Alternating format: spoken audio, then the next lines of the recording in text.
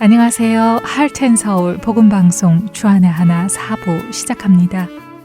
주안의 하나 4부는 제리 브리지스의 책 크리스천이 꼭 이겨야 할 마음의 죄를 읽고 함께 나누는 책 읽는 그리스도인과 은혜의 설교, 성경의 인물들과 사건을 만나는 바이블 드라마가 준비되어 있습니다.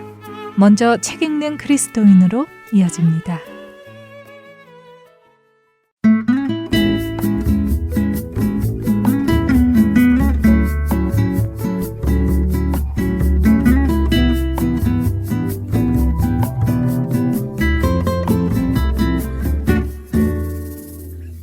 애청자 여러분 안녕하세요. 최강덕입니다.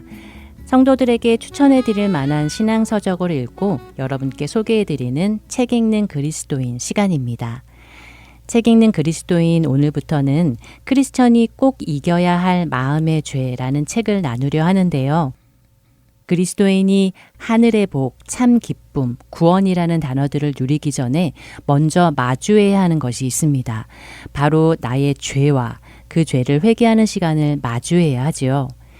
크리스천이 꼭 이겨야 할 마음의 죄, 줄여서 마음의 죄라고 부르겠습니다. 이 책은 우리로 하나님 앞에서 거룩하고 경건한 속사람으로 거듭나게 하는 책이며 내면에 깊숙하게 뿌리박힌 죄의 본질을 낱낱이 꺼내어 마주하고 회개하게 하도록 돕는 책입니다. 이 책을 쓴 작가는 이런 말을 했습니다. 스스로 깨닫고 돌이키기가 쉽지 않은 점잖은 죄에 대해 이야기하겠지만 그러면서도 한편으로는 이 책이 우리에게 희망을 보여주게 되기를 바란다. 우리는 희망이 보이지 않을 정도로 죄에 파묻혀서는 안 된다. 하나님께서 이미 복음을 통해 우리의 죄책과 우리를 지배하는 죄의 세력을 해결해 주셨으므로 우리는 그 복음을 믿어야 한다. 라고요. 이 책을 쓴 작가는 제리 브리지스라는 사람으로 지난 2016년에 86세의 나이로 소천하셨습니다. 그는 평생 거룩과 경건을 추구하며 영적으로 성장하기 위해 끊임없이 씨름하며 많은 책을 남겼지요. 그리고 그 책들은 수많은 그리스도인들의 영적 성장에 큰 영향을 주었습니다. 그는 신실한 선교교사였으며 1966년부터 내비게이토 선교회에서 일하면서 대학생들과 사역자들을 훈련시키며 교회들과 다양한 단체를 섬겼습니다. 또한 그는 거룩한 삶의 추구, 경건에 이르는 연습, 날마다 자신에게 복음을 전하라, 넘치는 은혜, 변화되는 삶 등 다수의 책을 내었는데 제목에서 느낄 수 있듯이 거룩과 경건을 추구하며 영적 성장을 끊임없이 달려온 신학자이자 작가이자 하나님의 사람이었지요. 우리는 그의 수많은 책들 중 크리스천이 꼭 이겨야 할 마음의 죄를 나누어 보려 합니다. 사회적으로도 처벌받는 죄가 아니라 우리의 본성이자 모든 사람들이 가지고 있는 특성이야 하면서 죄로 여겨지지 않는 점잖고 세련되고 교묘한 마음의 죄를 살펴볼 것입니다. 사실 죄에 대해 나누게 되면 정죄받는 느낌도 나고 그래서 죄책감도 들고 마음이 괴로워지고 어둡고 우울한 심정을 느끼게 됩니다. 어쩌면 방송을 끄고 싶거나 그런 책을 읽다가 덮어버리고 대신 그런 생각을 지워줄 재미있는 영상을 찾아 떠나고 싶어질 수도 있습니다. 대부분 사람들은 자기 자신은 괜찮은 사람이라고 생각합니다. 그렇기에 다른 사람으로부터 격려와 용기 그리고 칭찬을 받고 싶지 정죄를 당하고 싶어 하지 않지요. 이 책의 저자는 그럼에도 불구하고 끝까지 이 책을 마주할 것을 당부합니다. 달갑지 않다 못해 점점 더 불쾌해질 수 있는 부분을 나누겠지만 이 불쾌한 소식이 정말 얼마나 나쁜 소식인지 깨닫게 되면 이후에 알게 될 기쁜 소식이 얼마나 더 없이 좋은 소식인지 더 알아보고 감사하게 될 것이라고 작가는 확신하지요. 무디어진다는 말 자주 사용하시나요? 부엌칼이 무디어져서 잘 안 썰린다. 내 마음이 무디어져서 아무 느낌이 나지 않는다 등 실제적으로 사물에 쓰이기도 하고 요동하지 않는 나의 마음을 빗대어 표현하기도 합니다. 성경에서 둔하다라는 뜻은 돌같이 되다, 즉 굳어지다, 둔해지다, 그리고 무감각해지다, 어둡게 되다라는 의미를 가지고 있습니다. 혹시 죄에 대해 민감하게 깨어있지 못하고 둔해져 있는 마음이 있으신 분이 계시다면 이 시간 복음을 통해 다시 민감함이 살아나고 자신의 숨겨진 모든 죄성들을 주님 앞에서 드러내고 회개하고 돌이키는 큰 축복의 시간이 되기를 원합니다. 비록 자신의 죄를 대면하는 시간이 아프고 고통스러운 시간이 된다 하더라도 고침받기 위해서는 반드시 지나야 하는 과정입니다. 마태복음 9장 12절과 13절에 예수님도 말씀하시지요. 예수께서 들으시고 이르시되 건강한 자에게는 의사가 쓸데없고 병든 자에게라야 쓸데있느니라. 너희는 가서 내가 긍휼을 원하고 제사를 원하지 아니하노라 하신 뜻이 무엇인지 배우라. 나는 의인을 부르러 온 것이 아니요 죄인을 부르러 왔노라 라고요. 예수님의 이 말씀을 들은 사람들은 두 가지 반응을 보였을 것입니다. 나는 병든 자가 아닌데 나는 죄인이 아닌데 하는 사람과 맞소이다 나는 병든 자며 죄인입니다 하는 두 부류로 나누어졌을 것입니다. 우리가 병들었다는 것은 어떻게 할 수 있나요? 실제로 아픔을 느껴서 아 이곳이 병들었구나 하며 알 수도 있고 아픈지도 몰랐는데 병원에 정기검사를 받았다가 당신은 지금 치료가 필요합니다. 이곳이 병들었네요 라고 해서 알 수도 있지요. 성경은 우리를 성도라고 부릅니다. 성도는 하나님께서 구별한 사람, 세상에서 하나님께로 부름받아 나온 사람을 뜻합니다. 가장 평범하고 지극히 성숙하지 못한 신자일지라도 우리는 성도입니다. 하나님의 교회, 곧 그리스도 예수 안에서 거룩하여지고 성도라 부르심을 받은 자들이라고 사도 바울이 고린도 교인들을 고린도전서 1장 1절에서 부릅니다. 이처럼 성도란 그리스도 예수 안에서 거룩하고 하나님의 부르심을 받은 자들인 것이지요. 우리는 특정 직업에 뭐뭐답게라는 말을 붙입니다. 군인답게, 경찰답게, 학생답게, 선생님답게 등등 말이지요. 이렇게 누구누구답게라고 하는 이유는 이들이 다른 일반 사람들과는 구별되는 기준을 가지고 있기 때문입니다. 군인은 군인답게 용감하게 나라와 민족을 위해 싸울 준비가 되어 있어야 하며 경찰은 경찰답게 국민을 범죄로부터 지켜주고 악한 자들을 잡을 준비가 되어 있어야 하지요. 또 학생은 학생답게 배우려는 자세로 임해야 하고 선생님은 선생님답게 학생들에게 올바른 가르침을 주려는 자세와 또 그런 삶을 살아야 할 것입니다. 그렇다면 성도는 어떨까요? 성도답게 사는 것은 어떤 삶일까요?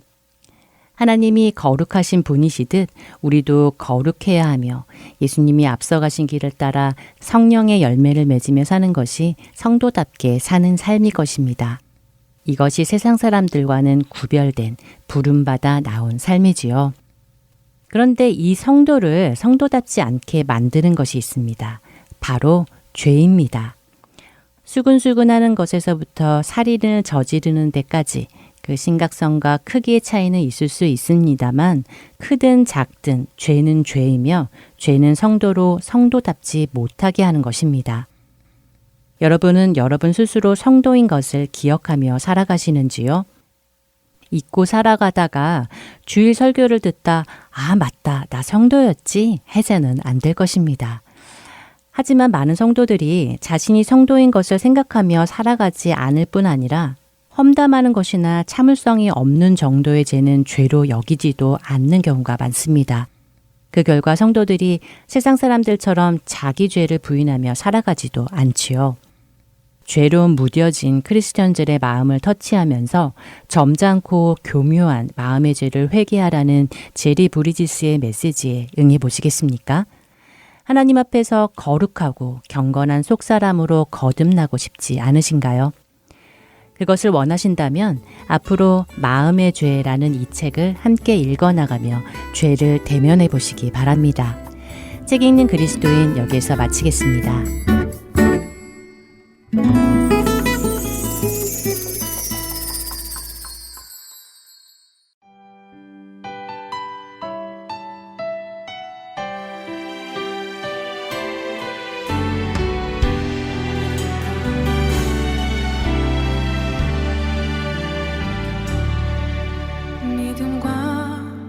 삶을 살아 살아내는 실력이 너무나 다른 내 모습을 볼 때에 이 모습도 주가 사랑하실까?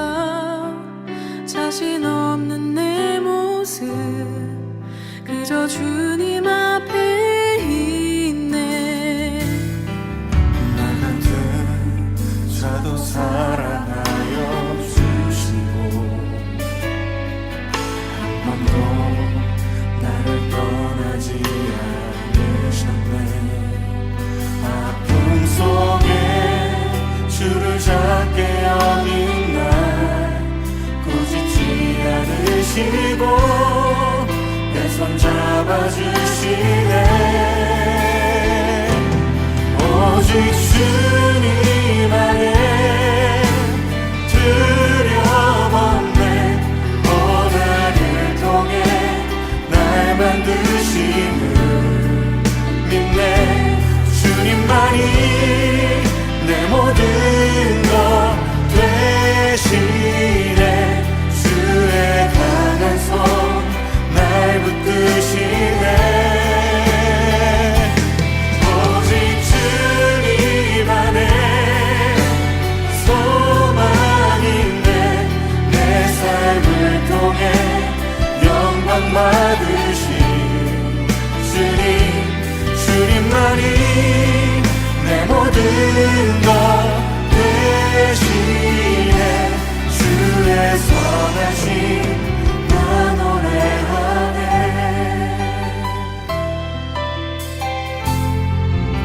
믿음과 삶을 살아내는 실력이 너무나 다른 내 모습을 볼 때 이 모습도 주가 사랑하실까? 자신 없는 내 모습 그저 주님 앞에 있네. 나 같은 자도 사랑하여 주시고 한 번도 나를 떠나지 않으셨네. 아픔 속에 주를 작게 여긴 날 꾸짖지 않으시고 내 손 잡아주시네. 오직 주님 안에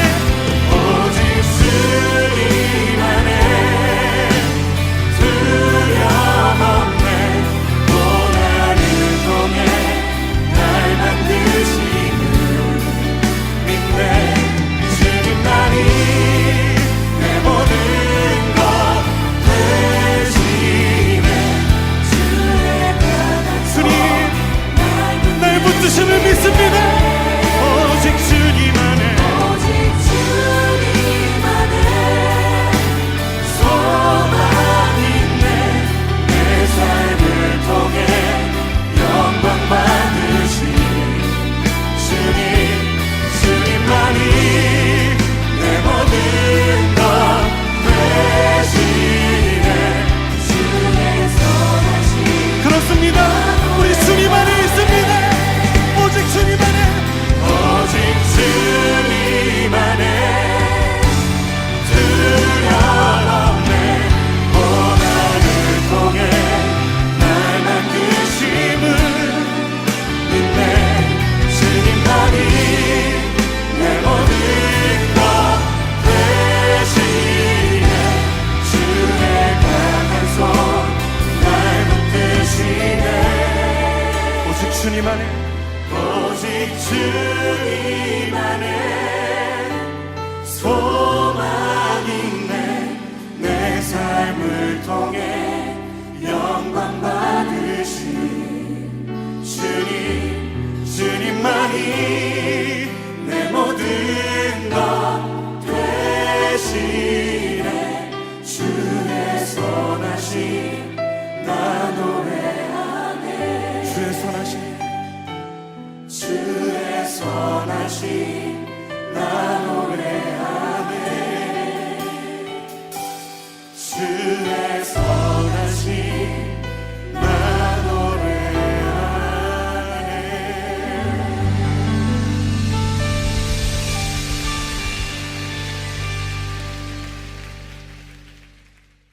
은혜의 설교로 이어집니다.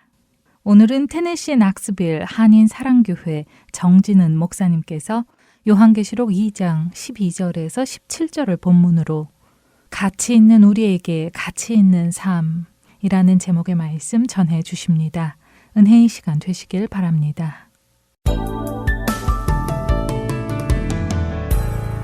곧 창세전에 그리스도 안에서 우리를 택하사 우리로 사랑 안에서 그 앞에 거룩하고 흠이 없게 하시려고 그 기쁘신 뜻대로 우리를 예정하사 예수 그리스도로 말미암아 자기의 아들들이 되게 하셨으니. 여러분 아멘이십니까? 창세전에 우리가 이 땅에 태어나기도 전에 어떤 것을 할 수도 없는 그때에 우리가 하나님 앞에 뭘 잘난 것을 보여드리기도 할 수 없는 그때에 하나님은 우리 자체를 존귀하게 여기시고 우리를 사랑하셔서 택해 주셨다는 거예요. 그리고 우리가 얼마나 가치 있는 자인지 예수 안에서, 이 말뜻은 우리가 너무나 가치 있길래 그 가치 있는 우리를 증명하고자 독생자 예수 그리스도를 이 땅에 보내셨고, 그분이 자신의 생명을 바치면서까지 우리에게 너희는 이렇게 가치 있어, 내가 너희를 이렇게 존귀하게 여겨, 너희는 내 생명보다도 존귀한 자들이야 라는 것을 확증해 주신 게 예수 그리스도 안에서 그분의 십자가의 사건이라는 거예요. 그분은 우리가 얼마나 가치 있는지 그 십자가의 고난과 죽으심으로 보여주십니다. 그리고 이제는 은혜를 주셔서 예수 안에서 예수님을 믿게 만드시고 더 나아가서 하나님의 놀라운 존귀한 자녀로 만들어 주셨다는 거예요. 여러분, 여기는 이유가 존재하지 않아요. 여러분이 잘나서도 아니에요.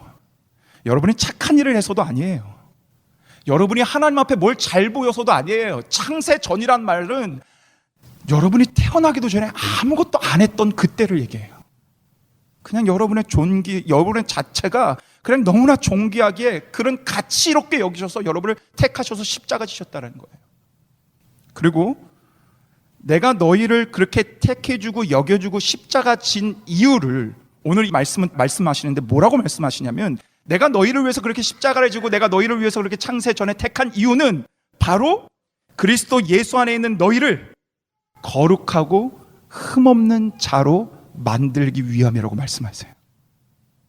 여러분, 이것이 바로 가치 있는 우리를 가치 있는 삶인 조금도 흠이 없고 완전한 거룩한 삶으로 인도하시려는 하나님 아버지의 마음이에요. 우리의 가치가 너무나 존귀하기 때문에 하나님은 그대로 우리를 선택해 주셨어요. 그리고 선택해 주셨는데 우리에게는요, 흠이 좀 있는 거예요.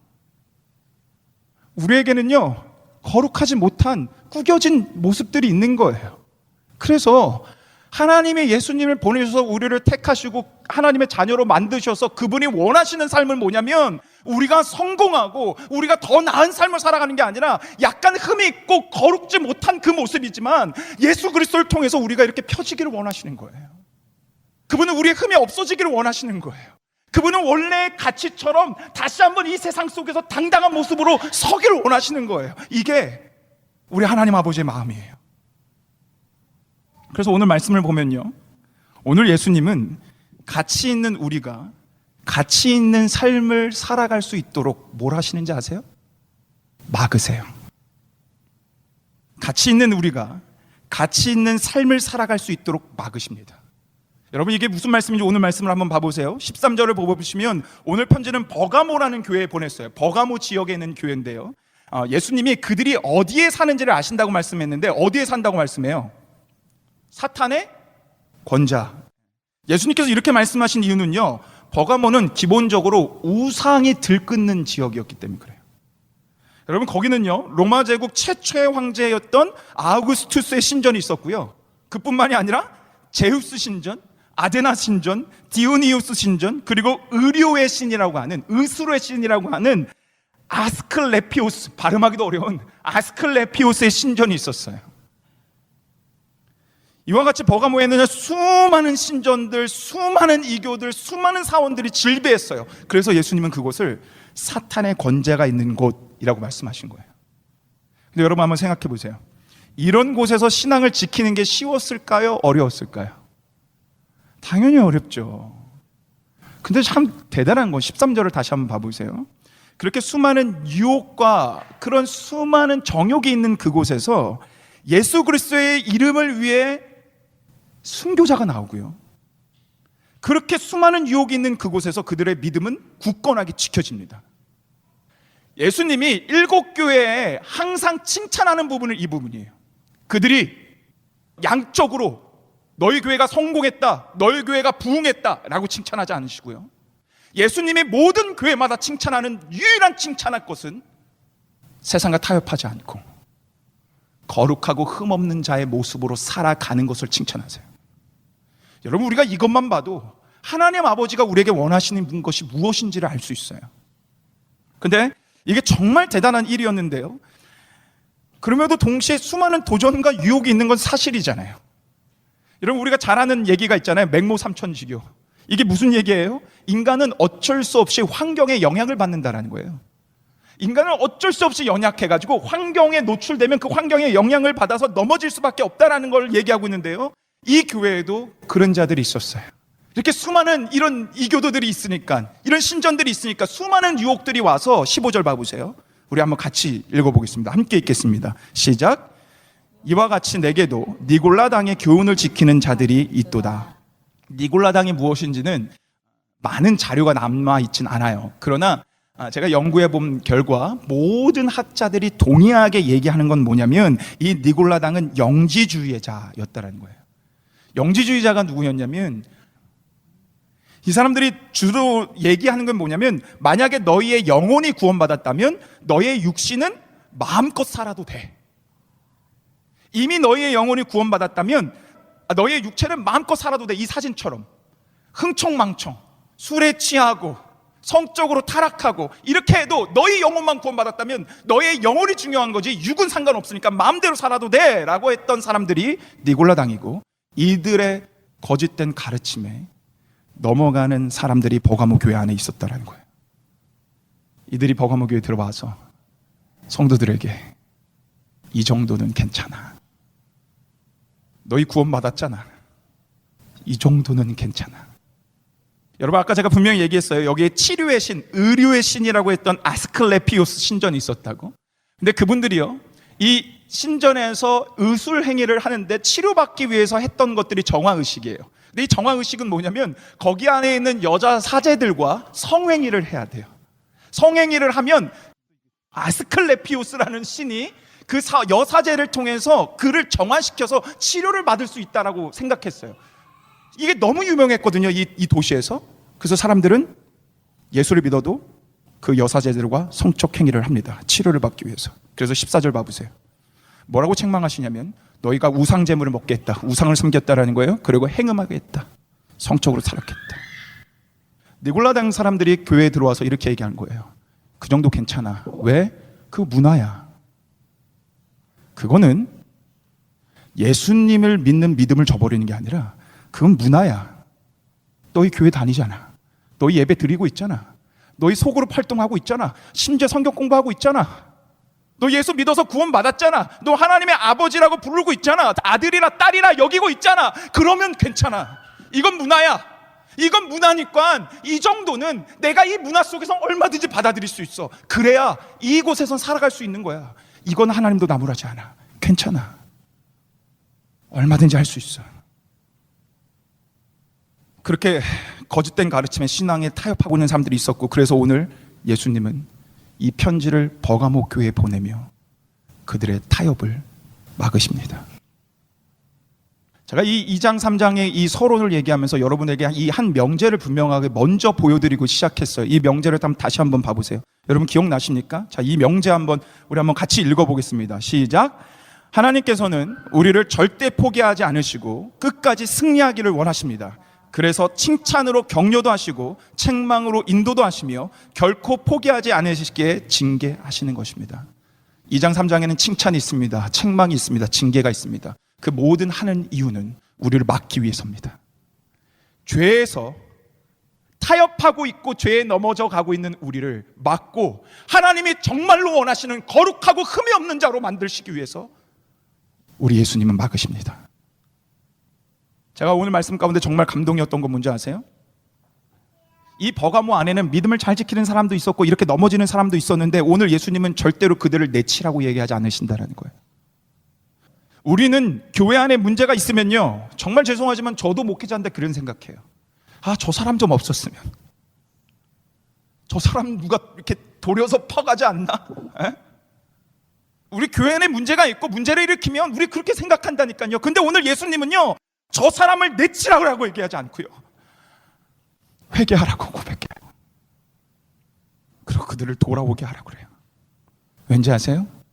창세전에 너무나 존귀하기 때문에 예수님을 보내셔서 너희들이 얼마나 존귀한지를 예수의 십자가로 증명하신 우리의 존재가 얼마나 하나님 안에서 거룩하고 흠이 없는 자로 살아가기를 그분이 얼마나 원하시면 단 한 명도 포기하지 않고 그들을 내치라 얘기하지 않고 그 죄를 그만지라고 멈추라고 말씀하세요. 그래서 12절에 오늘 버가모 교회에게 보여주는 예수 그리스도의 환상의 모습은 이런 모습입니다. 같이 한번 읽겠습니다. 함께 읽겠습니다. 시작. 버가모 교회의 사자에게 편지하라. 좌우에 날성검을 가지신 이가 이르시되. 좌우에 뭘, 벌써 답을 말했네요. 예수님 뭘 갖고 계세요? 좌우에 날성검. 좌우에 날성검은 우리 히브리서 4장 12절 13절 말씀이에요. 우리 한번 같이 읽겠습니다. 함께 읽겠습니다. 시작.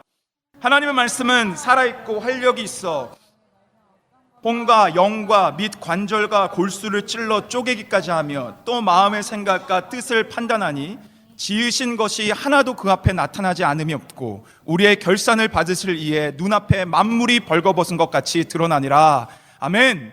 여러분 이 말씀 기억하세요? 좌우의 날성검, 하나님의 말씀. 여러분 이 말씀의 검이 선포되어질 때 오늘 이 말씀, 히브리서 말씀 봐보세요. 아무것도 감출 게 없대요. 골수는 우리 뼛속 안에 있는 거예요. 아무도 못 보는 그거지만 하나님의 말씀은 그것을 볼 수 있다는 거예요. 우리가 하나님 앞에 감춰졌던 죄가 있다면 말씀이 그것을 드러내게 한다는 거예요. 여러분이 항상 주일마다 아니면 말씀 앞에 설 때마다 그 말씀은 우리가 생각지도 못한 죄를 발견하게 한다는 거예요. 폭로하게 한다는 거예요. 아무도 모르는 그 죄를, 골수 가운데 숨겨놨던 그 죄를 말씀이 드러나게 한다는 거예요. 말씀 앞에 어떤 것도 감출 게 없다는 거예요. 그 검을 가지신 이가 버가모 교회 앞에 우리 앞에 서 있습니다. 근데 좌우의 날성검입니다. 공의와 사랑을 얘기한다 그랬잖아요. 말씀은 단지 우리의 죄를 드러나는 것뿐만 아니라 사랑. 내가 너의 그 죄를 용서하기 위해 십자가 졌어. 내가 그 너의 추악한 죄를 용서하기 위해, 깨끗하게 하기 위해 내가 십자가 졌어. 그 사랑과 은혜로 이끄는 게 좌우의 날성검이라고. 그리스도인은 그래서 회개합니다. 죄가 지적받았기 때문에 회개하는 게 아니라 그 죄를 아무런 대가 없이 십자가의 대가로 깨끗하게 용서하신 예수 그리스도의 십자가가 있으니 그 앞에서, 그 은혜와 사랑 앞에서 회개하는 거예요. 오늘 좌우의 날성검을 가지신 예수님은 버가모 교회를 그렇게 막으십니다. 이 16절 표현 봐보세요. 저는 이 표현이 너무 멋있어요. 이 검으로 싸우시겠다라는 거예요. 회개해라. 기회를 주셨어요. 근데 회개하지 않았어요.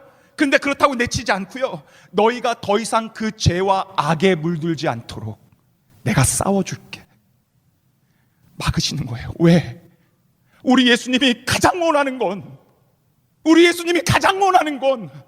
우리가 이 땅 가운데 성공하고 이 땅 가운데 잘 나가는 것이 아니라, 내가 이 땅 가운데 뭐래도 드러내는 것이 아니라, 우리 하나님이 가장 원하시는 건, 우리 예수님이 십자가 지신 이유는 우리가 이 땅에서 거룩하고 흠이 없는 자로 살아가기 위해서 오늘 싸우겠다라고 말씀하세요. 여러분, 이게요, 하나님의 열심이에요. 이것이 하나님의 의지의 표현이에요. 여러분과 저를 향한 하나님의 의지와 열심의 표현이에요. 내가 싸워주겠다. 여러분, 말씀의 검은요, 성령의 검을 의미해요. 에베소서 6장 말씀을 봐보세요. 성령의 검, 곧 말씀의 검을 의미한다 그랬잖아요. 이 말은 뭐냐면요, 만약에 여러분과 제가 예수님을 믿어서 성령 하나님을 지금 모시고 있다면 성령 하나님은 여러분 안에서 반드시 죄에 대해서 책망하신다는 거예요. 여러분이 정말 예수님을 믿으신다면 여러분 안에는 바들되는 삶이 있을 수밖에 없다는 거예요. 여러분 안에는 성령 하나님이 여러분을 책망하는 소리가 들릴 수밖에 없다는 거예요. 여러분의 양심을 통해서 성령 하나님은 역사하십니다. 말씀을 통해서 역사하십니다. 심지어 SNS를 보는 거 가지고도 역사하십니다. 심지어 뉴스를 통해서, 기사를 통해서도 보면서 하나님은 분명히 여러분이 잘못돼 가고 있는 걸 막으십니다. 이것이 여러분을 죽도록 사랑하시는 우리 주 하나님 아버지의 열심이며 의지입니다. 사실 제가 이 2장 3장을 제가 말씀을 연구하고 묵상하면서 제가 정말 큰 회개를 하고 있는 중이에요. 제가 정말로 이 말씀을 묵상하면서 제가 진짜 회개했던 건, 오늘 말씀에는 니골라당이 나오는데요, 다음 말씀에는 이세벨이라는 거짓 선지자가 나와요. 근데 제가 이 말씀을 계속 묵상하면서 내가 혹시 이세벨과 내가 혹시 니골라당의 사람은 아닐까? 내가 분명히 목회자라고 세워졌는데 내가 혹시 그 거짓 선지자의 일들을 하고 있는 건 아닐까? 제가 지지난주에 우리 총회 다녀왔어요. 총회 가면 여러 세미나를 들어요. 근데 그 중에 하나가 뭐였냐면 How to train elder and deacons 였어요. 장로와 집사를 어떻게 훈련할까? 이걸 세미나에서 제가 그 세미나를 듣다가 하나님께서 제 안에 얼마나 큰 회개를 주시고 얼마나 큰 망치로 저를 때리시던지, 거기서 그 강의하셨던 목사님이 뭐라고 말씀하시냐면 이렇게 얘기했어요. Do not afraid of holding high standard because they are called by higher calling from God. 장로와 집사에게 교육할 때 높은 스탠다드를 포기하지 말래요. 높은 스탠다드로 장로와 집사를 교육하는 것을 두려워하지 말래요. 왜냐하면 그들은 하나님께서 더 높고 위대한 부르심으로 그들을 불렀기 때문에, 하나님의 말할 수 없는 위대함과 하나님의 말할 수 없는 영광으로 그들을 불렀기 때문에 그들을 가르칠 때 높은 스탠다드로 가르치고 하는 걸 포기하지 말래요. 제가 그 말씀 앞에 얼마나 회개했는지 아세요? 저는 그러지 못하고 있었거든요. 저는 우리 장로와 집사님들에게 너무나 제너러스한 목사거든요. 우리 장로와 집사님들에게 제가 너무 조금이라도 프레셔하면 이분들이 싫어할까봐, 이분들이 실족할까봐, 이분들이 일을 할 게 만약 5개 있으면 전 하나 주고 4개를 제게 했어요. 이분들에게 더 프레셔를 해야 되는데 혹시 그러면 이분들이 너무 나를 일시키는 목사로 볼까봐 내가 좋은 목사로 드러내고 싶어서 전 그들에게 프레셔하지 못했어요. 제가 그 목사님의 그 강의를 들으면서 얼마나 제가 하나님 앞에 내가 이들의 하이 콜링을 까먹고 있었구나. 이들이 정말 하나님 앞에 놀라운 하이 콜링을 받은 자들인데 내가 이들에게 하이 콜링이 아니라 이사벨처럼 니골라당처럼 이 정도는 괜찮아라고 타협하게 만들고 있지는 않았을까. 사랑하는 여러분, 우리에게 다 약점이 있습니다.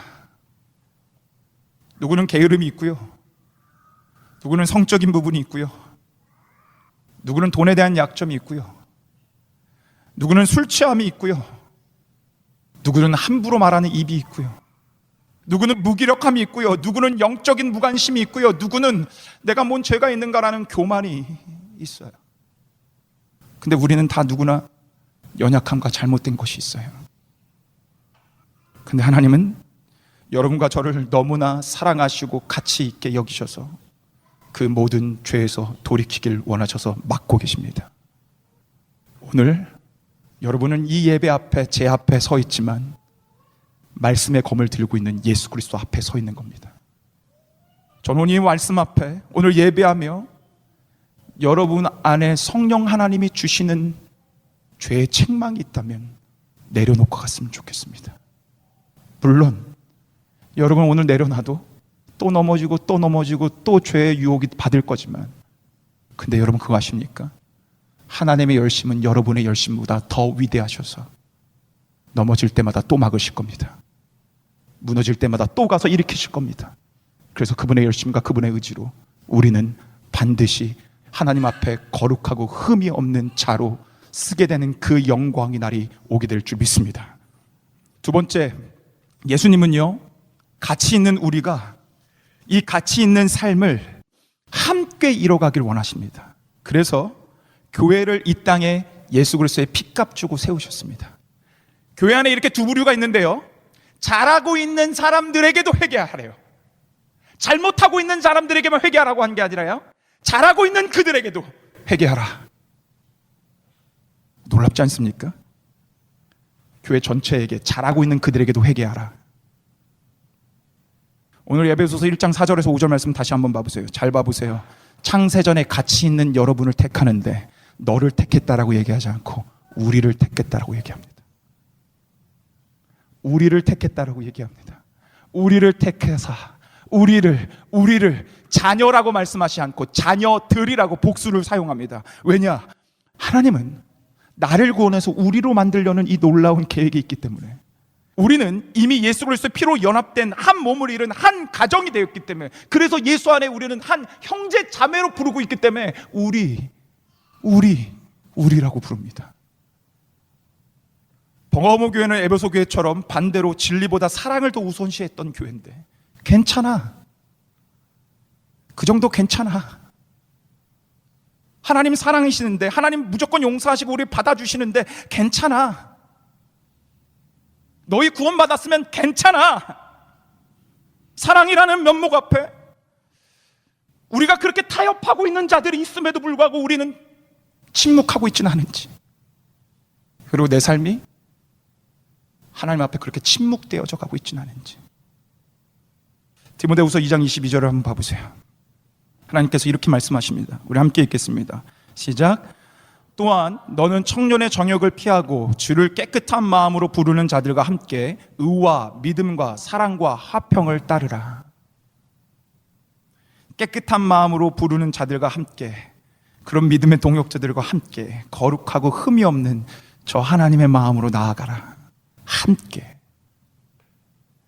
여러분 정말 관심을 갖고 여러분 함께, 그들이 함께 주님 안에서 올바로 설 수 있도록 여러분 그렇게 함께 가고 있습니까? 믿음이 좀 실족해서 멈춰있는 그 친구를 None of your business가 아니라 그의 그 아픔과 멈춰있는 신앙이 여러분의 기도 제목이 됩니까? 가치 있는 우리가 가치 있는 삶을 함께 이뤄가길 원하십니다. 죄 앞에 당당하게 서서 좌우로 흔들리지 않고 당당하게 맞서서 싸워나가며 넘어지고 흔들고 어려워도 당당하게 그 나와서 죄와 싸워 이겨 거룩하고 흠이 없는 자로 쓸 때 우리 하나님은 만세라고 외칠 거예요. 우리 아들 만세, 우리 딸 만세. 여러분 가치 있습니다. 창세전에 그래 택하셨고 그래서 예수님 보내셨습니다. 그리고 가치 있기에 그분이 원하시는 가치 있는 삶인 거룩하고 흠이 없는 삶을 살아가길 원하십니다. 그래서 그분은 막으실 겁니다. 반드시 막으실 겁니다. 죄 앞에서 돌이킬 수 있도록 막으실 겁니다. 이렇게 하면 17절 봐보세요. 이렇게 하면 그때 하나님은 감춰진 만나, 예수님을 의미하거든요. 세상이 줄 수 없는 그 놀라운 기쁨과 만족과 화평과 평강이 우리 안에 맛보아질 수 있다는 거예요. 그렇게 우리가 함께 막으시는 예수님 앞에 반응해서 싸워 나갈 때 흰돌은 구원을 의미하거든요. 우리 안에 구원의 감격이 넘칠 거라는 거예요. 싸워 이길 때마다, 그분과 함께 세워져 갈 때마다 우리 안에 구원의 기쁨이 넘칠 거라는 거예요. 이 교회가 되기를 소망합니다. 함께 이렇게 거룩하고 흠이 없는 그 삶으로 살아가는 우리가 되기를 예수 그리스도의 이름으로 간절히 축복합니다.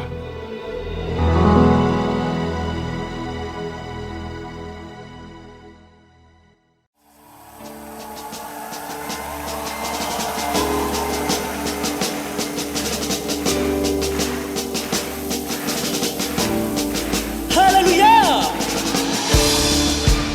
우리가 주님 앞에 섭니다. 우리가 주님의 거룩한 보좌 앞으로 행진해 나갑니다. 우리의 예배를 받아 주시옵소서. 하늘에 가득한 영광의 하나님, 온 땅에 충만한 존귀하신 하나님, 하늘에 가득한 영광의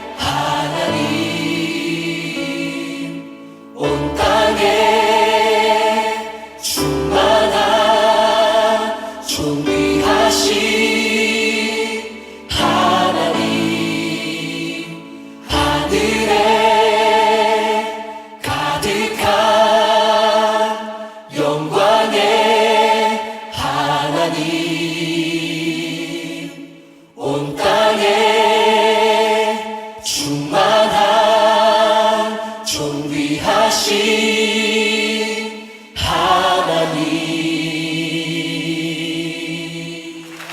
아멘!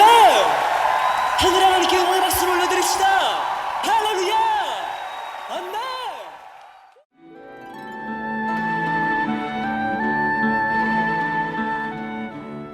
안녕하세요. 봉사자 김혜선입니다. 매주 금요일마다 CD를 각 지역으로 배송해 드리는데요. 최근 CD를 받지 못하시는 분, 파손된 CD를 받으시는 분들이 많다는 소식을 들었습니다. 매주 만들어지는 CD에는 많은 분들의 정성이 담겨 있고 예수 그리스도의 복음이 담겨져 있습니다. CD가 잘 전달이 되지 않을 때 저희 또한 마음이 너무 아픈데요. 혹시 CD를 받지 못하셨거나 부서진 CD를 받으셨을 때에는 저희에게 연락을 주세요. 사무실 전화번호 602-866-8999입니다.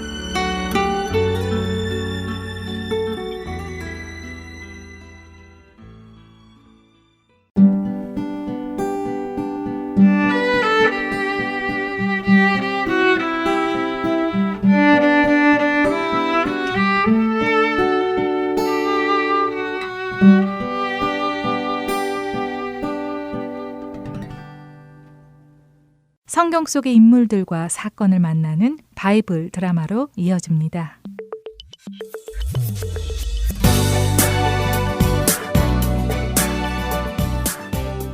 시청자 여러분 안녕하세요.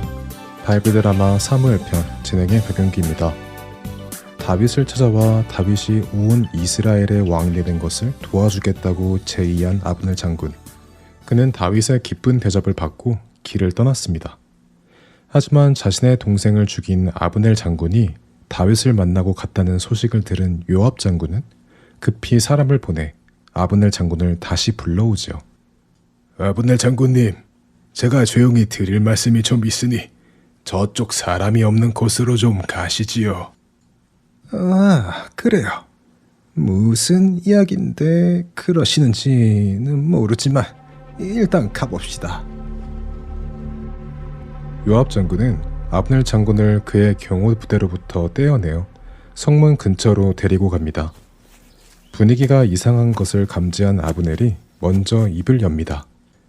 아, 요압 장군, 그렇지 않아도 내가 사과드릴 일이 있습니다. 일전에 요압 장군의 동생 아사헬이 죽게 된 것에 대해 정말 마음이 괴롭습니다. 내가 그렇게 아사헬에게 나를 쫓아오지 말라고 했는데도 불구하고 그렇게 쫓아오더니 결국 안타까운 죽음을 맞이했구려. 정말 미안하게 됐어. 하지만 고의는 아니었으니 요압 장군이 큰 아량을 베풀어 주시구려. 사실 그 일 때문에 아브넬 장군을 다시 좀 오시라고 한 것이지요. 아니, 요압 장군, 칼은 왜? 사나이로 태어나 동생을 죽인 원수를 갚아주지 않는다면 그 어찌 사나이라 할 수 있겠습니까? 내 동생 아사엘이 아브넬 장군의 손에 죽어갔으니 저 역시 아브넬 장군을 죽여 제 동생의 원수를 갚아주어야지요. 그러니 개인적으로 생각지는 마시고 잘 가도록 하시오. 요압, 잠깐. 이렇게 하여 요압 장군은 자신의 동생의 죽음을 복수했습니다. 하지만 그것은 좋지 않은 일이었지요. 또한 그 소식을 들은 다윗 역시 크게 놀랐습니다. 뭐시라고? 요압 장군이 아브넬 장군을 죽였다고? 아니, 이럴 수가... 다윗은 아브넬 장군이 죽은 것에 대해 진심으로 슬퍼했습니다. 그는 같은 민족끼리 그렇게 피를 흘리는 것을 결코 원치 않았기 때문이었죠. 아브넬 장군의 죽음에 대해 나와 내 나라는 하나님 앞에 죄가 없다. 이 일은 요압 장군이 개인적인 감정으로 벌인 일이다. 그러니 아브넬 장군의 빚값은 요압 장군과 그의 가족에게 돌아갈 것이다. 이로 인해 요압 장군의 가족에는 성병과 문둥병에 걸리거나 불구나 굶어 죽는 자가 끊이지 않을 것이다. 요압 장군이 한 일은 하나님 앞에 큰 죄이기 때문이다.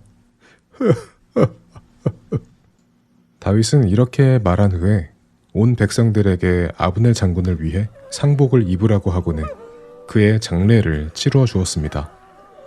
다윗이 직접 상여를 따라 아브넬의 묘지에까지 따라가며 울었죠. 다윗은 허무하게 죽은 아브넬을 위해 슬픈 노래를 지어 불렀습니다. 아브넬은 왜 이렇게 허무하게 죽어가야 했는가? 당신의 손이 묶이지 않았고 발이 족쇄에 채이지도 않았는데 어떻게 그렇게 싸워보지도 못하고 허무하게 죽었는가? 다윗이 이렇게 무덤에서 울자 백성들이 서로 말하기 시작했습니다. 아이고, 다윗 왕께서 저렇게 슬피 우시는 것을 보니 아브넬 장군이 죽은 것과 다윗 왕은 상관이 없는 것 같군. 그러게 말이야. 아니, 소문에는 다윗 왕이 전에 사울 왕으로부터 도망 다닐 때 아브넬 장군이 앞장섰으니 그에게 악감정이 있어서 죽였을 거라고 했는데 전혀 그렇지 않은 것 같네. 악한 감정이 있었으면 잘 죽었다며 기분 좋게 웃었을 텐데 말이야. 정말 원수까지도 용서하고 사랑하시는 우리 다윗 왕이야말로 우리 이스라엘의 참된 왕이 맞네 그려. 그렇고 말고. 아브넬 장군의 죽음 앞에 진심으로 슬퍼하는 다윗 왕을 보며 온 백성이 다윗을 자신들의 왕으로 받아들이기를 기뻐했습니다. 그래서 다윗이 하는 말을 기쁨으로 순종하기 시작했지요. 이렇게 다윗은 이스라엘의 왕이 되어가고 있었습니다. 바이블 드라마 사무엘편, 다음 시간에 뵙겠습니다. 안녕히 계세요.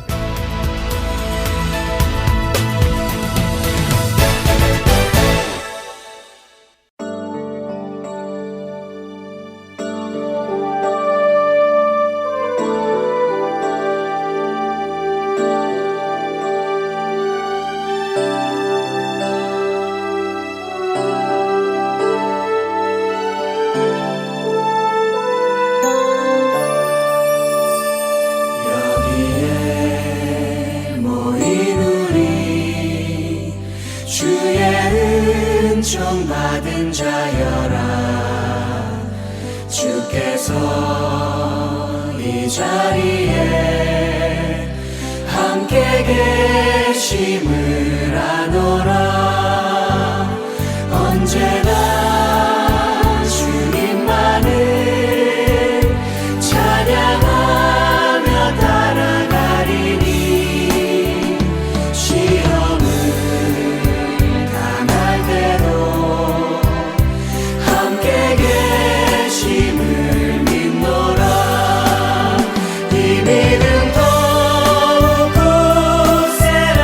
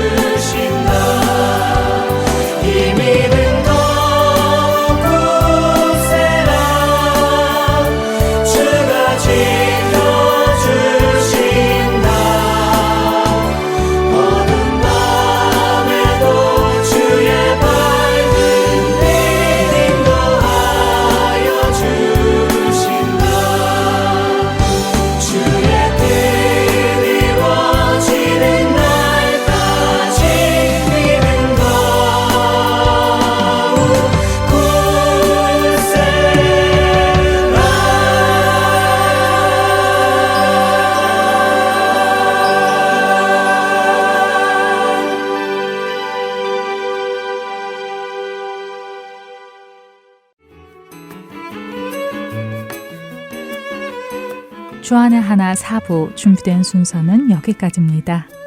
언제나 주 안에서 충만한 은혜와 평강을 누리시길 소망하며 오늘은 여기서 마치겠습니다. 다음 시간까지 안녕히 계세요. 고맙습니다.